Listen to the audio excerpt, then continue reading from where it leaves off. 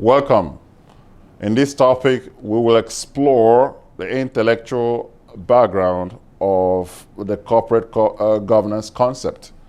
And technically, we will look at the academia out there, the scholarship of a corporate governance concept. For starters, we will look at the intellectual background of corporate governance concept. Intellectual background is an attempt to reconstruct the intellectual background which informed the historian's mindset. The intellectual background argues that the vintage point of such study must be their own national traditions. So these are some of the assumptions out there that the vintage points of the study of corporate governance of especially the intellectuals out there must be from their own backgrounds and also their own traditions.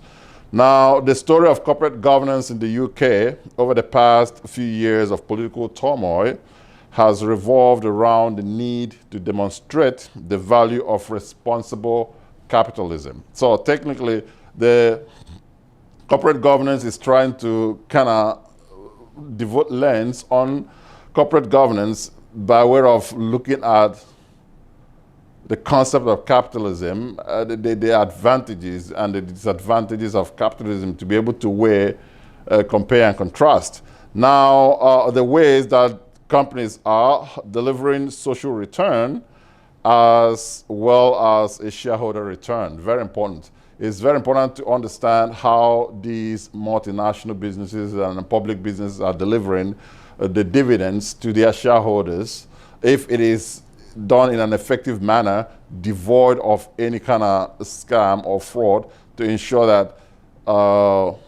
every loophole in the deliverance of dividends and profit of shareholders are completely closed. Now also, moving on to intellectual background of corporate governance concept. At the end of the 19th century and the beginning of the 20th century, control of corporations shifted more into the hands of managers. Therefore, ownership and control are separated. Now, as the 20th century unfolded, corporations continue to grow while descendants of the founding families increasingly reduce their share of the ownership. The extent of the separation of ownership from control and therefore the agency problem deepened. So these are some of the background information for intellectual background of corporate governance concept. Now, we're going to look at the core of corporate governance concept, which is fairness and independence. Fairness in the sense that the board of directors should treat stakeholders fairly and equitably. So in the sense that every shareholder is ensured of his or her right being respected, ensuring that the return on investment is well positioned or well appropriated to the shareholders. Also, independence.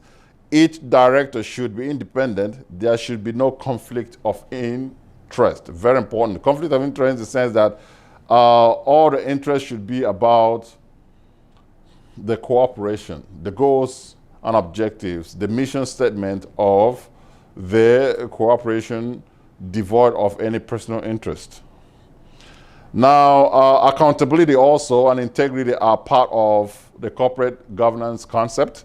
Accountability, which deals with the control of the business and accountable to those who own the business or the stockholders. Also, integrity in the sense of transparency and ethical issues should be considered when making decisions that are relevant to the business, ensuring that every corporate decision is all made effectively, devoid of any kind of prejudice. Now, honesty and transparency, we are kind of talked about it earlier. So we're going to look at components of corporate governance and starting from the shareholders and the stakeholders. Now, it is very important to actually differentiate the difference between shareholders and stakeholders. Pretty much everyone that has interest in a business is a stakeholder. But the employees, the employers, the community, the government, they're all stakeholders. But shareholders are those who have invested money to buy a part of a business, those who own a specific part of a business. So that's kind of so shareholders can also be stakeholders, but not all stakeholders could be shareholders. Now we have the employees there, those who are driving the business objectives and ensuring that dividends are being paid to shareholders and ensuring that the company is also making profit. We have the board of directors, we have the executive or the CEOs, and also the owners, the stockholders, so to say, who hold a very crucial part of a business. These are the components of corporate governance. Thank you.